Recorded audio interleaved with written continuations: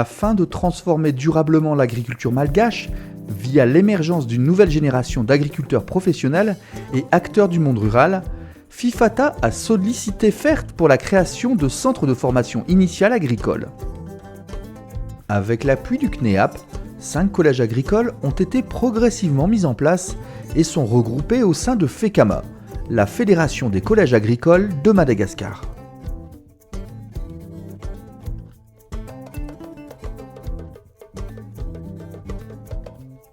Zavatra anankitelo lehibe zany tanjona tonga FIFATA zany nanangana collège dia voalohany zany eritreretina ireo mpianatra mivoaka amin'ny collège ireo dia andimby azy amin'ny famokarana izay ataony zany. Faharoa, ireo zaza mivoaka ao zany eritreretina zany andimby azy amin'ny fitantanana ilay fikambanana misy azy amin'ny toerana misy azy na au niveau ty amin'ny base zany na au niveau régional na au niveau national zany. Ary fahatelo, ireo nivoaka ao mpianatra nivoaka amin'ny collège eritreretina agnova tontolo ny famokarana eto Madagasikara na zay zany eritreretina zany na lafiny fofanana zany na lafiny famokarana zay fahaiza-manao zay azy tamin'ny raha tovina teo amin'ny collège agricole zany.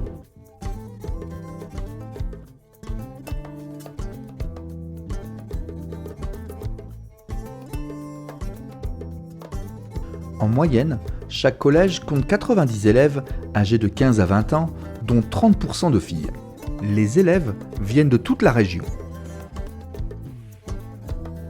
La formation au collège s'adresse aux jeunes filles et fils d'agriculteurs ayant au minimum achevé leur scolarité primaire. Leur recrutement fait suite à un examen écrit de vérification des connaissances de base et à un entretien de motivation auprès des jeunes, mais aussi de leurs parents. Chaque collège recrute une trentaine de jeunes par an. La formation se fait en internat.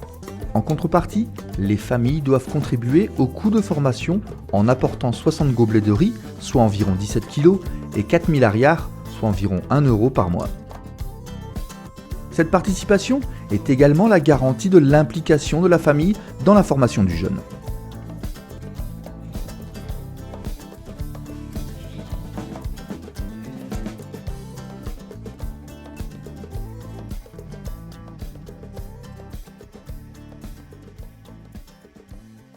Misy ny formation en technique, zany hoe famokarana sy fipina sy fambolena. Dia misy ny formation en enseignement général, dia misy ny formation mahakasika ny fitantanana.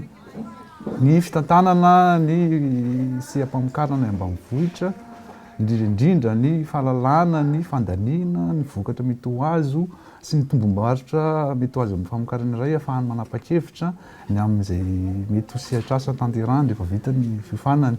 Ary misy ihany koa ny fampiofanana an'zareo mahakasika ny fitantanana, fikambanana tantsaha. Satria zareo reo dia ho lasa mpitarika tantsaha, lasa hanangana fikambanana rehefa mivoaka, dia tokony fantany zany hoe inona atao hoe fikambanana, inona ny tanjon'ny fikambanana, inona ny rafitra misy ao anatin'ny fikambanana, ary inona ny vokatsoa mety ho azo ao anatina fikambanana iray. L'objectif de la formation est de former des agriculteurs compétents. Celle-ci repose donc sur 2 piliers. Le premier est une pédagogie active avec une forte implication des élèves. Le second est la part importante accordée à la pratique sur l'exploitation pédagogique du collège et dans des stages en milieu professionnel. Pour atteindre les compétences attendues, une formation de 3 ans est nécessaire. La formation se compose de 50% de théorie en salle et 50% de pratique.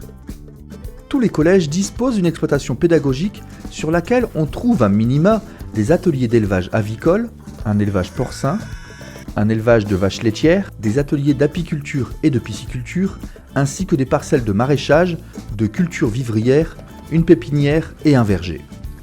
D'autres productions peuvent être présentes en fonction des spécificités régionales. Des ateliers de transformation permettent aussi aux élèves d'apprendre à valoriser leurs produits agricoles.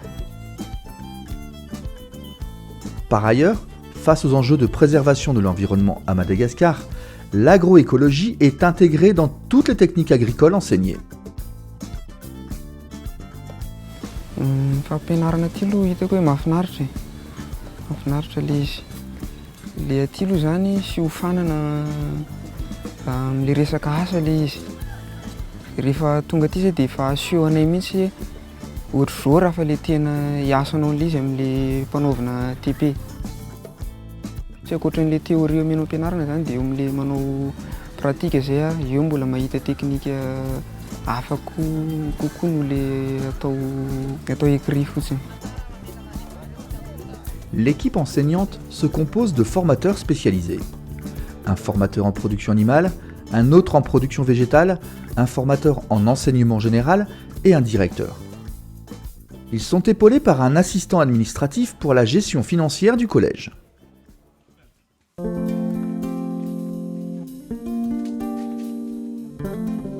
En plus des compétences liées au métier d'agriculteur, on apprend aux élèves à savoir vivre en communauté et à être responsables dans leur territoire.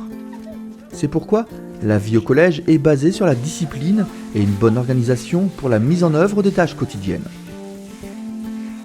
Ny ankizy asaina manao raharaha satria izy ireo dia omanina hanana andraikitra izay andreketany. Vao ny mpianatra ihany koa no miandraikitra azy ireo. Birao ny lakilasy manao ny asa fanaon'ny vehivavy ny lehilahy ary ny vehivavy manao ny asa fanaon'ny lehilahy fa tsy misy ny fanavakavahana. Diverses activités parascolaires sont aussi proposées au niveau des collèges. Des activités sportives, culturelles et civiques. De plus, grâce à leurs cours sur la nutrition, les élèves élaborent eux-mêmes les menus de la cantine sur la base des produits de l'exploitation agricole pédagogique et de compléments achetés sur le marché.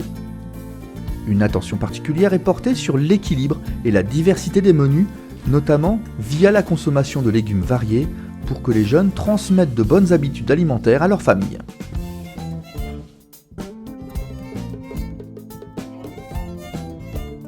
Une formation de qualité repose aussi sur des formateurs compétents. C'est pourquoi les formateurs reçoivent à leur entrée en fonction une formation en pédagogie et au métier de formateur, ainsi que des renforcements périodiques de leurs compétences. De plus, la conseillère pédagogique de FECAMA accompagne régulièrement les formateurs et les directeurs. Ce suivi se fait à distance et via des missions dans les collèges. Amin'ny formation théorique dia resaka méthode pédagogique hoe ahoana ny méthode d'enseignement an'zareo dia asiana fanatsarana foana ny resaka support pédagogique ampiasaina mampiasa film mampiasa sary ovaovaina diversifiena kokoa zany. Par ailleurs, chaque collège agricole est géré par un comité paysan. Le comité est composé majoritairement de leaders paysans de l'organisation paysanne régionale membre de FIFATA qui a participé à la création du collège, de parents d'élèves et de jeunes sortants du collège. Ny anjara asan'ny komity mpitantana zany dia anisan'ny mandray andraikitra izy amin'ny fanaovana recrutement, ny fomba fampahafantarana, ny andraikitra ny FRAM, ny fanetsiketsehana ny ray aman-dren'ny mpianatra amin'ny fandoavana ny vatsy ny ekolazy. Ny andraikitry ny komity ihany koa dia anisan'ny mamaha olana raha misy olana eo amin'ny collège. Dia anisan'ny mitady vahaolana izy dia mitady zavatra mahasoa amin'ny collège io dia hoentina eo anivon'ny collège zany zavatra izay tsara hitany ihany. Dia izy ihany koa zany anisan'ny manapaka ny tetikasan'ilay ankizy any amin'ny taona fahatelo dia andraikitry ny komity zany manatanteraka an'izay hoe zavatra azo tanterahana tsara le tetikasan'ilay ankizy rehefa mivoaka avy ato. Dia izy ihany koa mbola tompona andraikitra amin'ny fanaraha-maso an'ilay ankizy rehefa misy ny fivoahany amin'ilay tetikasan'ilay ankizy mivoaka any amin'ny faritra misy an'ilay comité. Le comité paysan joue un rôle important dans la détermination des ateliers de production et les techniques enseignées dans les collèges. Cette implication assure la pertinence et la cohérence de la formation avec la réalité de l'agriculture dans la région.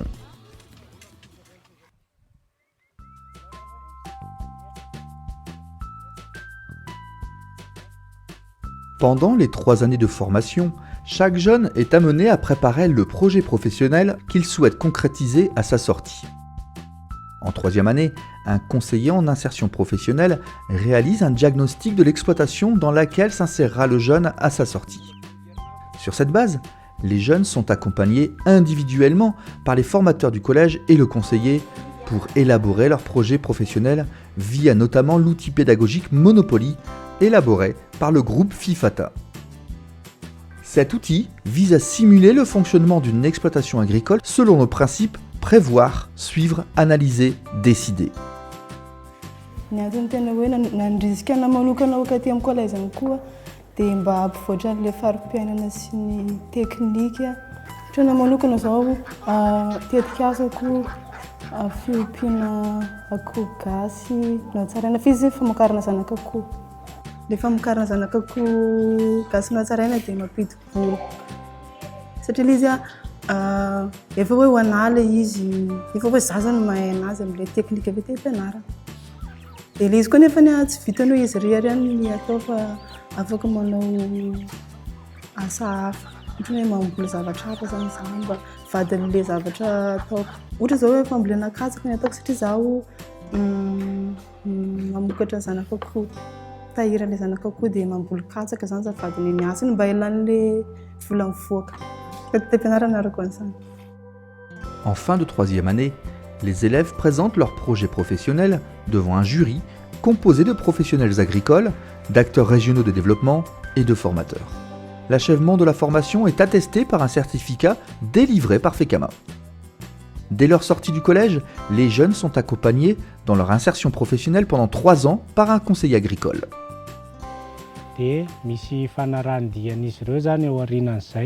Zay eny amin'ny toerana misy azy ireo sy toerana any Eviny no anaraha-maso azy ireo izay. Ny asa amin'izany dia manoro ara-teknika na ara-pitantanana na ara-tsosialy na ara-pifandraisana amin'ireo mpiara-miombona antoka amin'ireo tanora ireo.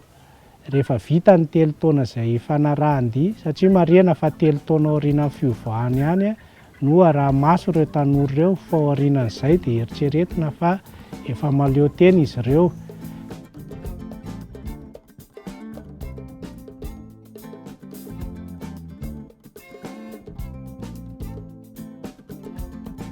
Tena nisy fiovana tokoa aloha ela izay efa niverina manentana ny olo amin'ny fiompiana, mikarakara koa ny resaka fambolena. Satria voafehiny tsara ndraiky agnao ray aman-dreny mba faly amin'ny fihasehany amin'ny fivoregnan-tegna.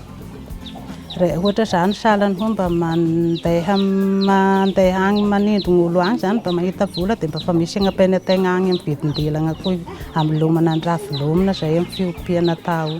Mba faly tokoa tegna fa mba tafita i.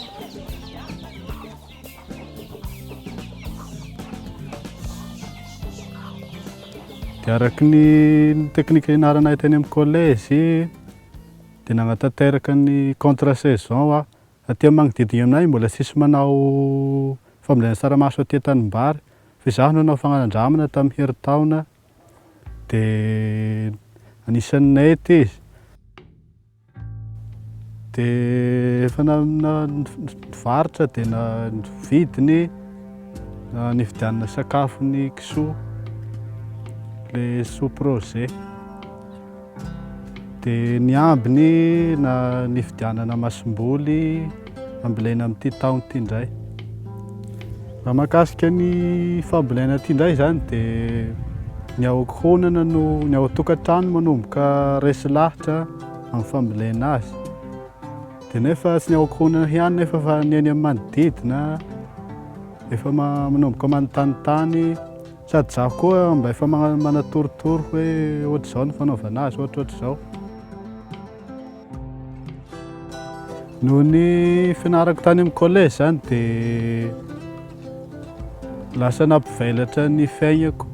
Lasa nampivelatra ny fiainako, na ny fiainako manokana ny ao an-tokantrano, na ny hoaviko aza dia mety hiasa tsaratsara kokoa.